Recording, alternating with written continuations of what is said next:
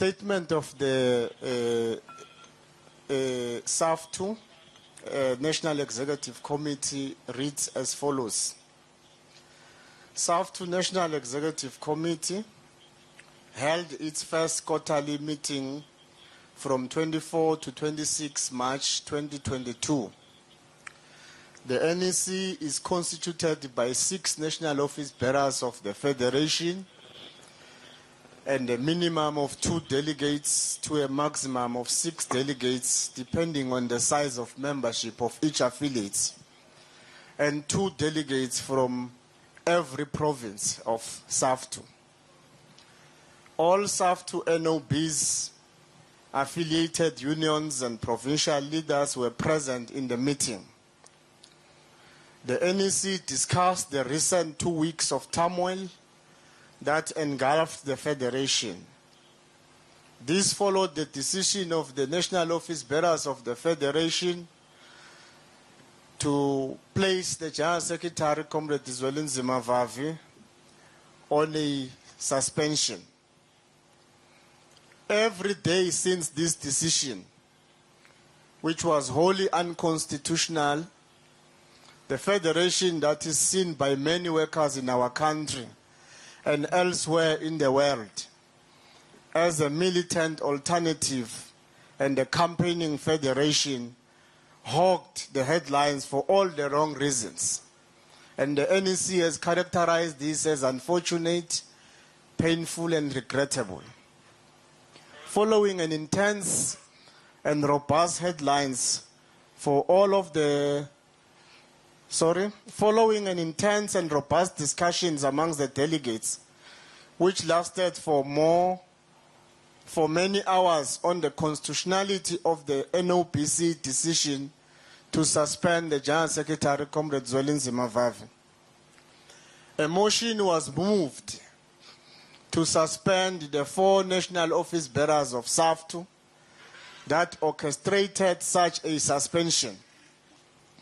Following further deliberations on the motion and consideration on other alternatives, the matter was eventually put on a vote. The overwhelming members of the NEC decided to place 4 of the NOBs on a suspension immediately, effective yesterday, the 26th of March 2022. The view of the NEC is that the 4 comrades willfully and deliberately usurped the powers of the NEC and acted ultra vires in suspending the General Secretary. In the process, they brought the Federation into disrepute. For 2 weeks, the Federation was subjected to ridicule and utter embarrassment. The National Executive Committee further viewed the suspension or intent to suspend as absolutely mischievous and malicious act that sought to portray and smear the Saftu General Secretary as a corrupt individual. 14 Saftu affiliates wrote letters to the President to request an audience with the President so that they could be taken into confidence by the NOBs. All these letters were ignored. The President would not even acknowledge the receipt of these letters. Yet the same President continued to appear on almost every news channel defending the suspension or the intent to suspend. The NEC has characterized this behavior and conduct of the President as nothing else but a disruptive act. Despite being told that the NOBs do not have such powers, neither in the Constitution nor in the policy, to suspend each other, which we have called this as a form of cannibalism. In terms of the Saftu Constitution, the power to suspend any of the national office bearer exclusively resides with the National Executive Committee. And this is contained in the Constitution of Saftu. According to clause 3.3.5, which deals with the powers of the NEC, the Saftu NEC may, and I read the clause in the Constitution, suspend any office bearer or official of the Federation for sufficient cause until the matter is decided at the next meeting of the Central Executive, of the Central Committee. So there is no ambiguity in the Constitution of Saftu as to where the power to suspend resides. Furthermore, Chapter 9 of the Saftu Constitution under Clause 121 states that the NEC may demand the recall of any national, provincial, local office bearer or who serve on any outside body if such is demanded by 2/3 of the affiliates. If 1211, the matter violates the constitution of the member, violates the constitution of the Federation in any way, brings it into disrepute. 1212. If the Federation considers the person is working against the best interest of the Federation, the powers of the national office bearers are regulated in the Constitution of Saftu. For specific reasons, Clause 6 under 611 states that the national office bearers have powers less than those of the National Executive Committee in principle. And that is why the National Executive Committee has described the Act of the National Office Bearers and the other 4 National Office Bearers as a delinquent act.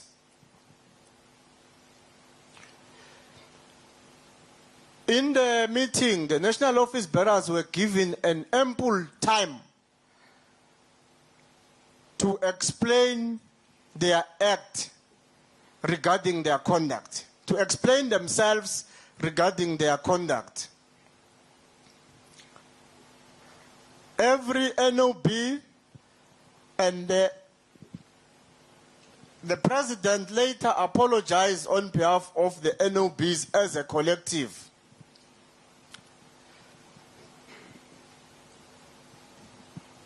What's happening here, Trevor?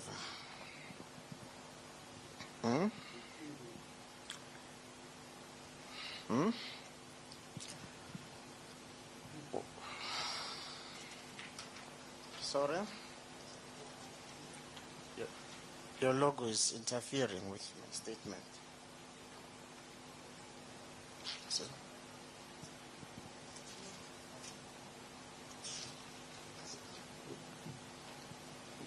thank you very much. Sorry for that. In this NEC meeting, the national office bearers were given ample time to explain themselves regarding their conduct. Even when the President later apologized on behalf of the NOBs as a collective, his apology lacked an appreciation of the extent to which the Federation has been embarrassed and its image damaged by their actions. The NEC also considered the turmoil in the context of a leadership crisis disunity that has gone for a very long time. The national office bearers have been given in the past an opportunity after another to lead the Federation into a different direction than the one of squabbles. Dozens of hours have been spent and resources of the organization wasted in facilitated discussions to get everyone to understand the Constitution, the roles of each NOB member as per the Constitution. Yet, even before the ink could dry, the organization is placed back to square one due to these actions. For 4 years, the Young Federation could not be what it promised its members to become, an independent but not a political formation that is truly democratic, campaigning, militant, and fighting. For example, workers at the state-owned enterprises, including Daniel, Petro SA, and everywhere else, affected by capitalist restructuring of their enterprises to streamline them for maximization of profit, have been left on their own as the leadership of the Federation paralyzed our movement. The attacks on the working class continues unabated as the organization is defocused by internal leadership meaningless squabbles. Instead of taking its commitment to the Working Class Summit in 2018, the paralysis had cut deep such that it prevented the Federation to play its historic role, to catalyze the unity of the working class movement and take the lead in the campaigns against austerity cuts. The Federation that promised a new beginning has, as a result, been left to look just like others. The membership of the Federation has been stagnated as leadership prioritized battles against each other, instead of building the Federation quantitatively and qualitatively.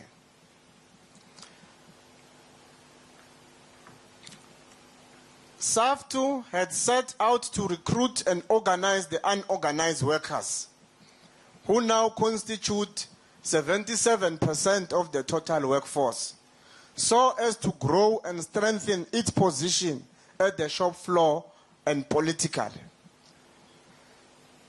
Quantitatively, Saftu had set out to groom a cadre guided by principles of anti-corruption and whose level of class consciousness grows to the point of rendering a holistic critique of the political economy of capitalism and other preceding historical epochs.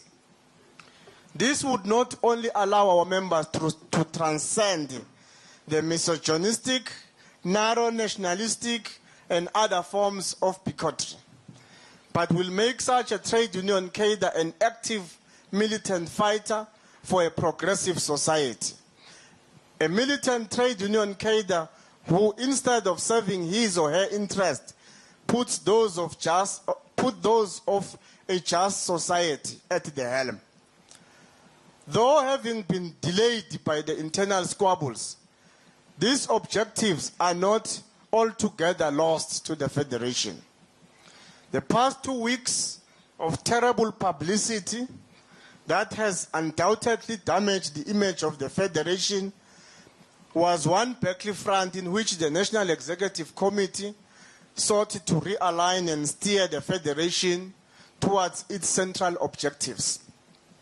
It was from this background that the National Executive Committee decided to place its President, Meg Chavalala, Second Deputy President, Thabo Matsuse, the National Treasurer, Motsware Letsogo, and the Deputy General Secretary, Moleko Phakedi, on immediate suspension in line with Clause 3.3.5 of the Saftu Constitution.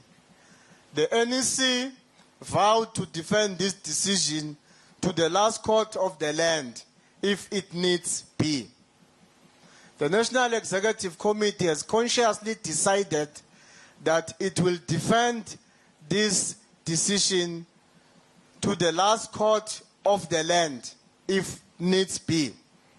I'm repeating this because there has been some insinuation and threats that the decision of the NEC could be subjected to litigation processes. As some who defend the rights of the NOBs to suspend each other threatened to take the Federation to court, I therefore hereby present the National Executive press statement as indicated earlier on by Trevor that we will be taking questions, and collectively, as a block assigned by the National and Executive Committee,